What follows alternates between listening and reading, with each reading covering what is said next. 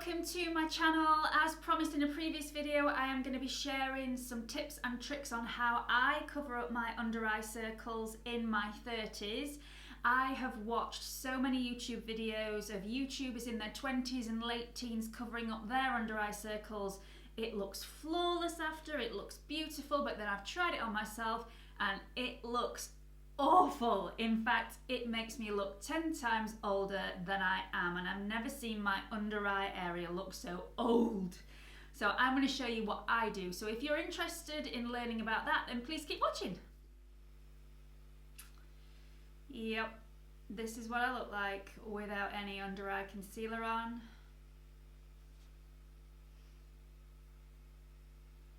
It's not pretty, but you've got to work with what you've been given. So at this stage, a young YouTuber will probably go for a cream colour correcting concealer, but I find that the creamier the consistency, the more likely it is to sink into your fine lines and wrinkles. So I have ditched this one and gone for the MAC Prep and Prime in the shade Bright Forecast.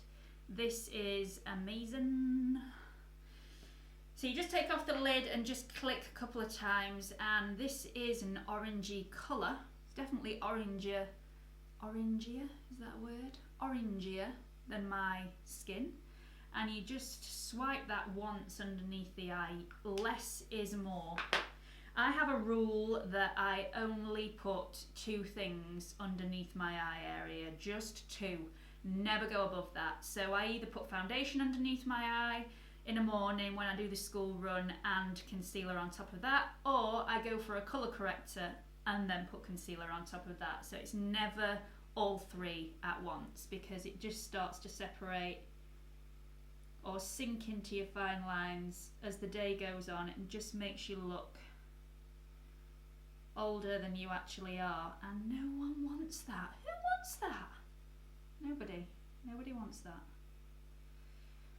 Okay, so that took 10 seconds to actually blend that in, and it's already looking 10 times better than this side. I'm going to leave this side blank so that we can compare later on. Okay, so one of my favourite products, and I actually mentioned this in a previous video, is the Eraser Eye. Here we go. This is in the shade Light.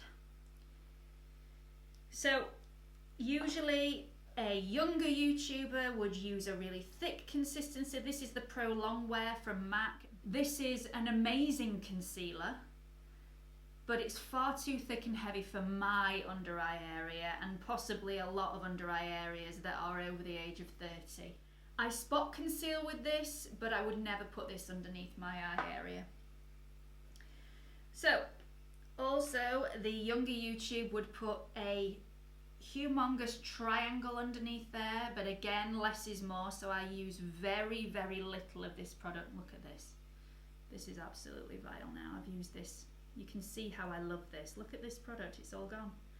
This is my new one for show, just in case this one runs out on me unexpectedly. Okay, so I just dot this on very lightly.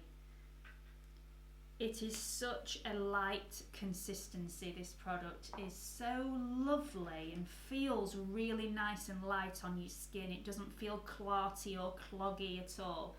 So then you just do this. This is my Zoeva 142 brush. It's the concealer brush, and I'm just patting that very, very lightly.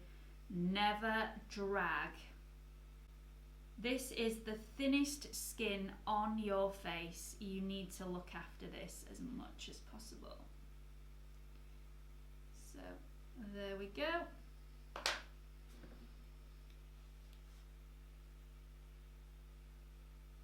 So much better.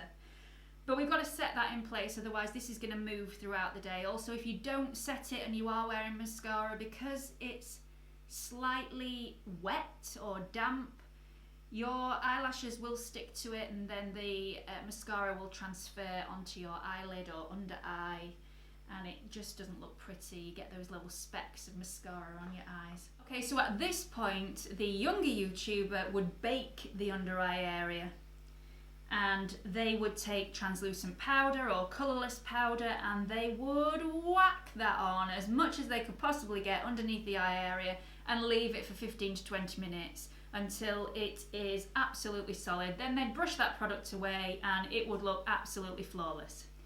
That did not work for me. The powder drew out every single last bit of moisture that I had in my under eyes, and when I wiped the product off, I looked about 95. The amount of wrinkles that it gave me was unbelievable.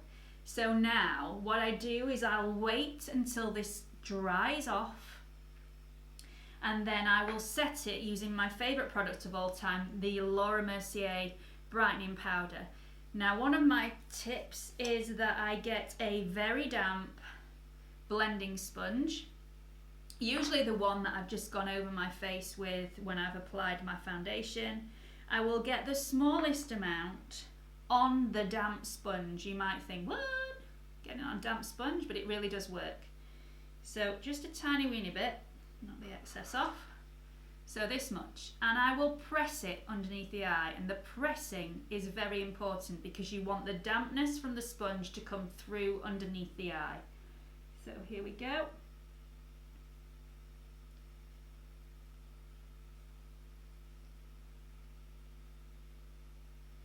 Make sure that the dampness comes through because it will smooth out those fine lines and wrinkles and not allow your under eye to be dried out by the powder.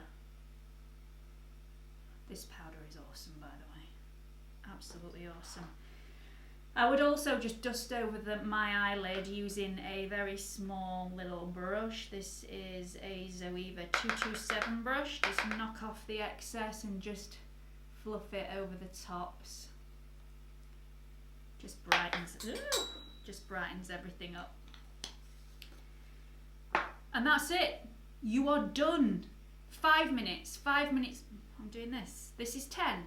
5 minutes tops is all you need to do both sides. Now you can see camera 1, camera 2. This side looks awful. This side looks so much better. And it will not crease throughout the day, and it won't sit in my fine lines and wrinkles. And I don't think it makes me look older than I actually am. So I'm back with both eyes looking the same. I hope you found this video helpful. If you have, please do give it a big thumbs up and don't forget to subscribe to my channel, and I hope I see you all again soon. Bye!